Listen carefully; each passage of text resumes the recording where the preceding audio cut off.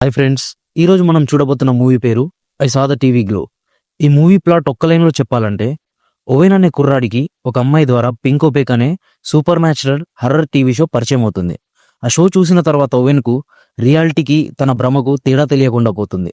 అయితే ఓవెన్ ఆ భ్రమ నుంచి, ఆ టీవీ షో నుంచి ఎలా బయటపడ్డాడు, ఆ అమ్మాయి ఎవరు అన్నదే స్టోరీ. వీడియో చివరి వరకు చూడండి, మూవీ చాలా థ్రిల్లింగ్గా ఉంటుంది. ఇంకా మన ఛానల్ని సబ్స్క్రైబ్ చేసుకోకపోతే వెంటనే చేసేయండి. ఇంకెందుకు ఆలస్యం, స్టోరీలోకి వెళ్ళిపోదాం. మూవీ స్టోరీ 1996లో స్టార్ట్ అవుతుంది. ఓవెన్ తన అమ్మతో కలిసి స్కూల్లో ఉన్న ఫుడ్ ఎగ్జిబిషన్కి వెళ్తాడు. అక్కడ ఓవెన్ ఒక అమ్మాయిని గమనిస్తాడు.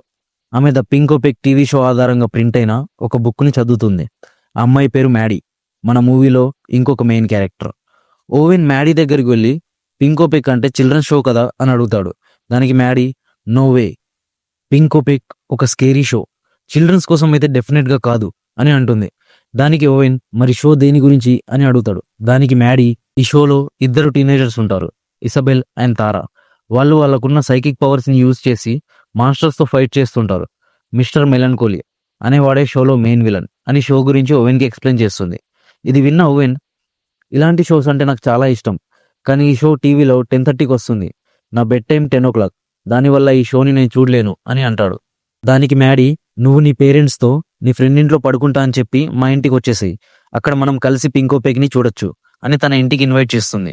ఫుడ్ ఎగ్జిబిషన్ నుంచి ఇంటికి వెళ్లే దారిలో ఓవెన్ తన అమ్మతో, నేను రేపు నా ఫ్రెండ్ నిక్కింట్లో పడుకోవచ్చా అని అడుగుతాడు. దానికి వాళ్ళమ్మ ఓకే అని ఒప్పుకుంటుంది. నెక్స్ట్ డే ఓవెన్ నిక్కింటి దగ్గర డ్రాప్ చేసి వాళ్ళ మదర్ అక్కడి నుంచి వెళ్ళిపోతుంది. ఓవెన్ అక్కడి నుంచి మ్యాడీ ఇంటికి వచ్చేస్తాడు. అయితే మ్యాడీ ఇంట్లో అప్పటికే మ్యాడీ ఫ్రెండ్ అమండా కూడా ఉంటుంది. వాళ్ళ ముగ్గురు కలిసి పింకోపేక్ షో చూస్తారు. అది ఐస్ క్రీమ్ మాన్స్టర్ ఎపిసోడ్ తర్వాత అమండా తన ఇంటికి వెళ్ళిపోతుంది. ఓవెన్ మాత్రం అక్కడే పడుకుంటాడు. దానికి మ్యాడీ, మా నాన్న లేవక ముందే మార్నింగ్ ఎర్లీగా వెళ్ళిపో, లేదంటే మళ్ళీ నన్ను మొన్నట్లా కొడతాడు అని అంటుంది. ఆ తర్వాత మ్యాడీ తనకు పింకోపేక్ షో రియల్ లైఫ్ కంటే ఎక్కువ రియల్గా అనిపిస్తుందని చెప్పి తన రూమ్కి వెళ్ళిపోతుంది. ఇది జరిగిన 2 సంవత్సరాల తర్వాత ఓవెన్ ఇప్పుడు పెద్దవాడయ్యాడు, కానీ ఇప్పటికీ తన పేరెంట్స్ తనకు 10 తర్వాత టీవీ చూడనివ్వరు. అయితే మ్యాడీ తన కోసం ఎపిసోడ్స్ అన్ని రికార్డ్ చేసి క్యాసెట్స్గా ఇస్తుంది. రికార్డెడ్ ఎపిసోడ్స్ చూసినవి చూసి ఓవెన్ వాటికి బాగా అడిక్ట్ అయిపోతాడు. ఒకరోజు ఓవెన్ మ్యాడీతో, నేను మీ ఇంటికి ఈరోజు టీవీ షో చూడడానికి రావచ్చా అని అడుగుతాడు. దానికి మ్యాడీ, నీకు తెలుసు కదా నేను హోమోసెక్సువల్, నాకు గర్ల్స్ అంటే ఇంట్రెస్ట్ అని అంటుంది. ఆ తర్వాత మ్యాడీ, ఓవెన్ నీకు ఎవరంటే ఇంట్రెస్ట్ అని అడుగుతుంది. దానికి ఓవెన్, నాకు టీవీ షోస్ అంటే ఇంట్రెస్ట్ అని అంటాడు. ఓవెన్ మళ్ళీ తన ఫ్రెండ్ నిక్కింటికి వెళ్తున్నానని చెప్పి మ్యాడీ ఇంటికి వచ్చేస్తాడు. వాళ్ళిద్దరు కలిసి టీవీ షో చూస్తూ ఉంటారు.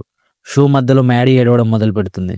టీవీ షో తర్వాత మ్యాడీ ఓవెన్ పక్కకొచ్చి, నేను ఇంటి నుంచి పారిపోతున్నాను, ఎలాగో తెలియదు, కానీ ఈ సిటీ వదిలి వెళ్ళిపోతాను అని అంటుంది.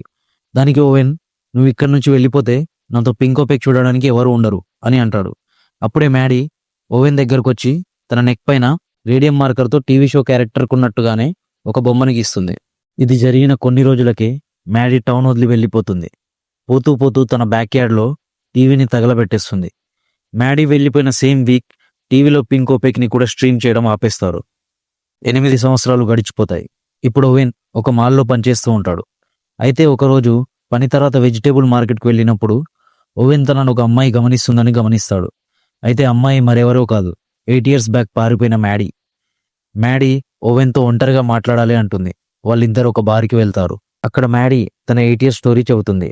మ్యాడీ తను పారిపోయిన తర్వాత ఒక షాప్లో పనిచేశానని, అక్కడ కూడా తననొకడు తన స్టెప్ ఫాదర్ లాగా ఏడిపించేవాడని, అక్కడి నుంచి కూడా పారిపోయి వేరే టౌన్కి వెళ్దామని అనుకున్నాను, కానీ ఎక్కడికి వెళ్ళినా తనకు ప్రశాంతత లేదని, తను ఒక అబ్బాయికి డబ్బులు ఇచ్చి తనను బతుకున్నాగానే పూర్తి చేయమని చెప్పాను అని చెబుతుంది. పూర్తి చేసిన తర్వాత సమాధి నుంచి తాను బయటికి వచ్చి చూస్తే పింకోపేక్ వరల్డ్లో ఉన్నానని, ఆ వరల్డ్లో తారా నేనేనని, ఇసబెల్ నువ్వని నాకు అర్థమైందని ఓవెన్తో చెబుతుంది. కావాలంటే నువ్వు షో ఫైనల్ ఎపిసోడ్ని చూడు, నీకే అర్థమవుతుంది అంటుంది. ఓవెన్ తన ఇంట్లో లాస్ట్ ఎపిసోడ్ చూడడం మొదలు పెడతాడు. లాస్ట్ ఎపిసోడ్లో ఇసబెల్కు తారా నుంచి ఒక స్ట్రేంజ్ సైకిక్ మెసేజ్ వస్తుంది. మిస్టర్ మెలన్కోలీ తారాను ట్రాప్ చేసి సమాధిలో పాతేస్తాడు. ఆ తర్వాత ఇసబెల్ని కూడా పట్టుకొని తన గుండె తీసేసి లూనా జ్యూస్ నోట్లో పోసేస్తాడు.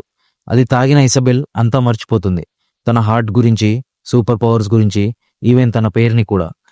ఇసబెల్ని బతుకుండగానే పూర్తి చేయడంతో షో ఎండ్ అయిపోతుంది.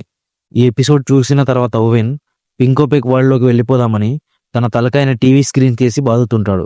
అప్పుడే తన నాన్న వచ్చి ఆపుతాడు. ఆ తర్వాత ఓవెన్ మ్యాడీని కలుసుకుంటాడు.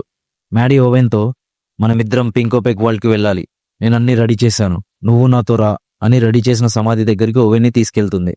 కానీ ఓవెన్ భయపడి అక్కడి నుంచి మధ్యలోనే పారిపోతాడు. ఆ తర్వాత ఓవెన్ ఒక వారం రోజుల వరకు తన రూమ్ నుంచి బయటికి రాడు. మ్యాడీ కూడా అదృశ్యమైపోతుంది. కొన్ని రోజుల తర్వాత ఓవెన్ వాళ్ళ డాడీ చనిపోతాడు. ఓవెన్ కొత్త ఎల్ఈడి టీవీని కొంటాడు. అందులో పింకోపేక్ని స్ట్రీమ్ చేయడం మొదలు పెడతాడు. అయితే అతనికి పింకోపేక్ చాలా చైల్డిష్గా అనిపిస్తుంది. తను ఆ రోజు మ్యాడీతో సమాధిలోకి వెళ్లకుండా ఉండడం మంచిదైందనుకుంటాడు. కొన్ని సంవత్సరాలు గడిచిపోతాయి. ఓవెన్ ఇంకా ముసలివాడవుతున్నాడు. అతనికి లైఫ్ అంటే విరక్తి పుడుతుంది. తాను పనిచేసే మాల్ బాత్రూంలో సూసైడ్ చేసుకుందామని తన చెస్ట్ని కత్తితో ఓపెన్ చేస్తాడు. చెస్ట్ నుంచి ఒక గ్లో బయటికి వస్తుంది. అంటే ఓవెనే ఇసబెల్లా అన్న సందేహంతో మూవీ ఎండ్ అవుతుంది. ఈ మూవీ నరేషన్ కనుక మీకు నచ్చినట్టయితే ఇలాంటి మరిన్ని స్టోరీస్ కోసం మన ఛానల్ని సబ్స్క్రైబ్ చేసుకోండి. ఇంకో వీడియోలో కలుద్దాం. అంతవరకు సెలవు. Signing off movie maniac.